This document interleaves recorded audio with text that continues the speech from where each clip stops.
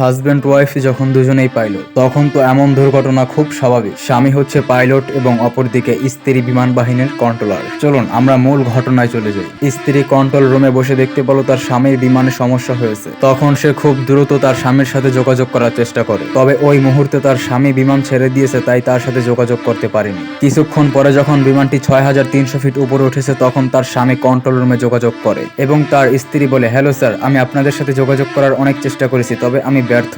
আমি আপনাদের সময় মতো পেলাম না, আপনাদের কোনো দায়িত্ববোধ নেই। তখন তার স্বামী বলে, আচ্ছা সরি ম্যাম, আর এমন হবে না, আমরা আসলে বিমানটি ছেড়ে দিয়েছিলাম, তাই আমরা যোগাযোগ করতে পারিনি। তখন তার স্ত্রী বলে, আমি হেড অফিসে আপনাদের নামে কমপ্লেন করব। তখন তার স্বামী বলে, আচ্ছা সরি বললাম তো, আমি তো তোমার জামাই, তাই না? তুমি আমার সাথে কেন এরকম করো? আমার চাকরি গেলে তোমাকে খাওয়াবে কে? তখন তার স্ত্রী বলে, কখনো কি আমাকে কেয়ার করছো বা কেয়ার করার চেষ্টা করেছো তুমি? তোমার সাথে আমার কোনো কথা নেই, তুমি আমাকে কখনোই বুঝো না, আমি রেখে দিলাম। তখন তার স্বামী বলে, আচ্ছা সরি, আর এমন হবে না, সবার আগে আমি তোমার ফোন ধরবো। এরপরে তারা এক পর্যায়ে রোমান্টিক কথায় চলে গেল। তার ওয়াইফ তার হাজব্যান্ডের সাথে কি কারণে যোগাযোগ করেছিল সেই কথাই ভুলে গেল। একের পর এক তারা দুজন রোমান্টিক কথা বলতেছে। এক পর্যায়ে তাদের বিমানটি ক্রাশ হয়ে যায়, যেটা আপনারা এখন স্ক্রিনে দেখতে পারছেন। আসলে আমি কোম্পানিদের সিইওদেরকে বলতেছি, কখনো হাজব্যান্ড ওয়াইফদের চাকরি দেবেন না, যদি দেন তাহলে কিন্তু তারা ঘরের রাগ বাহিরে মিঠাবে, মানে আপনাদের অফিসে। আর আপনাদের অফিসে যদি রাগ মিঠায় তাহলে কি হবে জানেন তো? হ্যালো বন্ধুরা, কেমন হয়েছে ভিডিওটি? যদি ভিডিওটি ভালো লেগে থাকে, মানে হাস্যকর লেগে থাকে, তাহলে অবশ্যই শেয়ার করতে ভুলবেন না।